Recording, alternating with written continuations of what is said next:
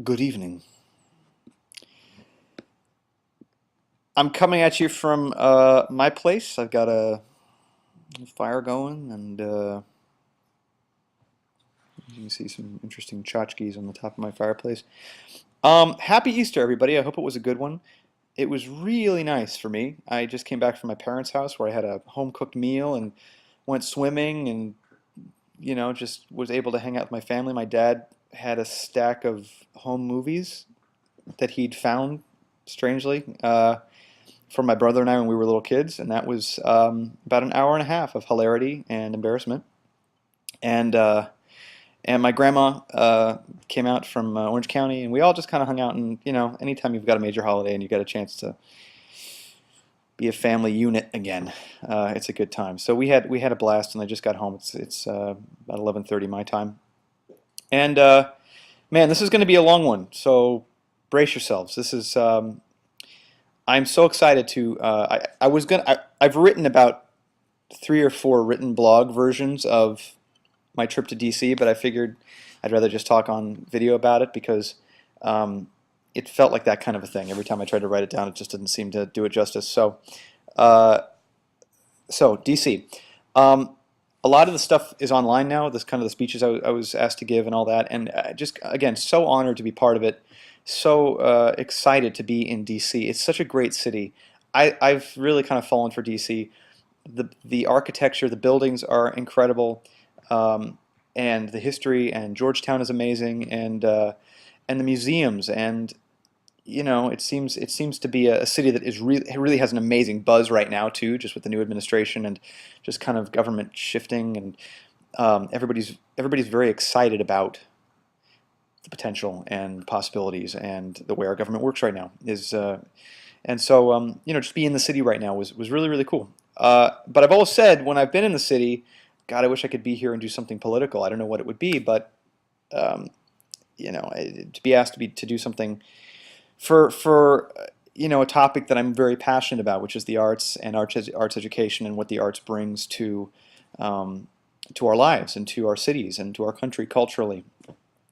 And so the fact that we had a day to talk about it, the fact that we even needed to testify to Congress to express the importance of arts is kind of a scary thing, but a great opportunity to really kind of get as much money as we can for the National Endowment for the Arts.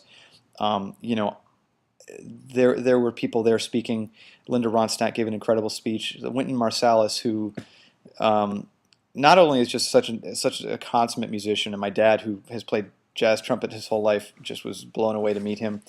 But he's really a music historian, and he's an amazing kind of professor of of what culture and the arts have meant to our history and to our kind of DNA as a society. And so he gave a lecture the night before that really kind of got everybody pumped up and inspired.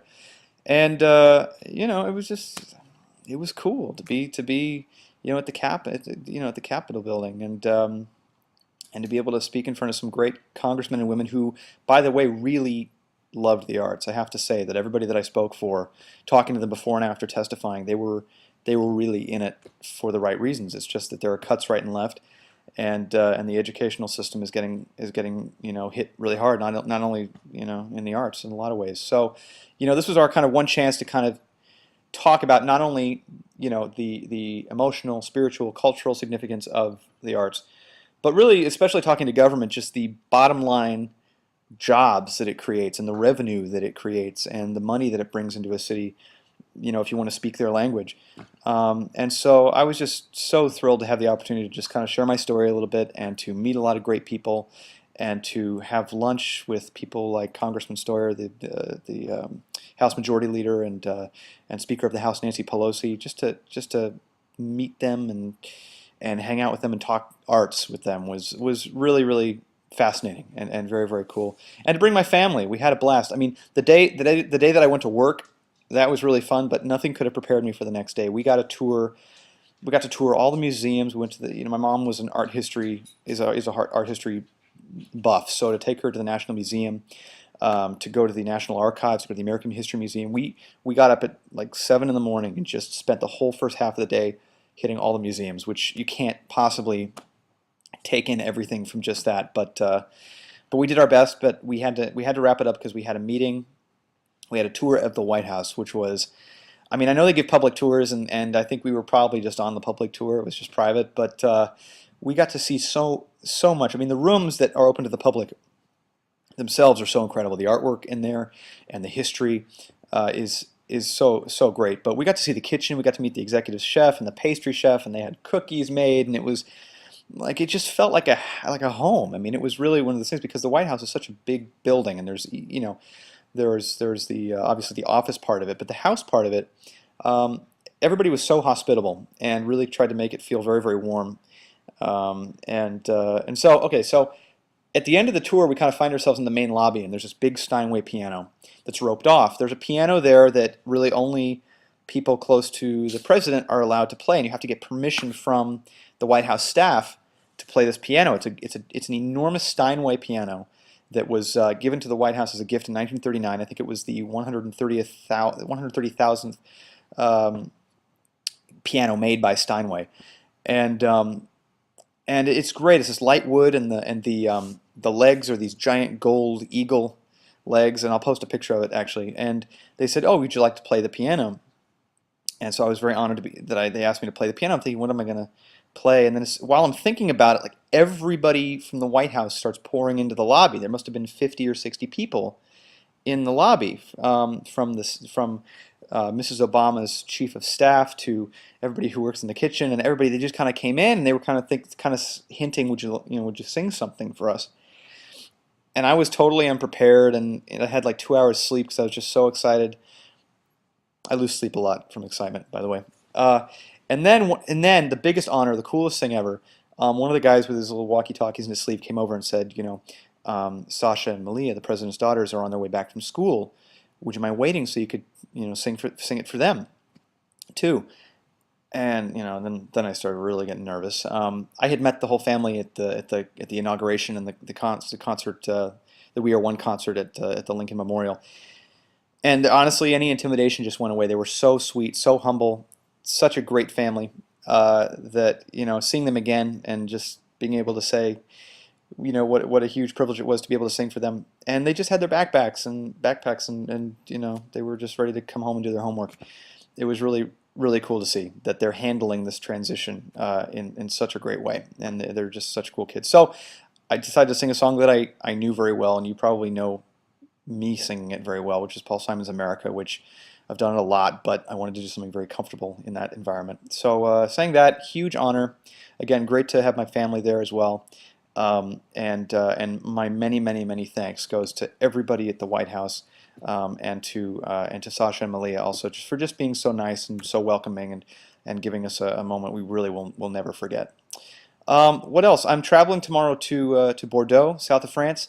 My very good friend Eric Mouquet has moved from the north to the south, so I have a real kind of studio tan right now, which is just non-existent tan at all. I'm just kind of embarrassingly pale at the moment, but it's because of good work. A lot of great work is happening.